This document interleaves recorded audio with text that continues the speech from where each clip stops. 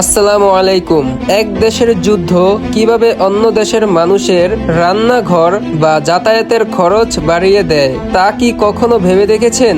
আজ আমরা এমন এক তিতা সত্য নিয়ে কথা বলবো যা আমাদের সবার পকেট টান দিচ্ছে, আর তা হলো আকাশচুম্বী তেলের দাম। বিশ্বের যে কোনো প্রান্তে যখন যুদ্ধ শুরু হয়, বিশেষ করে যদি তা তেল উৎপাদনকারী অঞ্চলের আশেপাশে হয়, তখন পুরো বিশ্ব বাজার থমকে যায়। কিন্তু কেন? প্রথমত, সাপ্লাই চেন বা সরবরাহ ব্যবস্থা ভেঙে পড়া। যুদ্ধ মানেই বন্দর বন্ধ, জাহাজ চলাচলে ঝুঁকি এবং পাইপলাইন ক্ষতিগ্রস্ত হওয়া।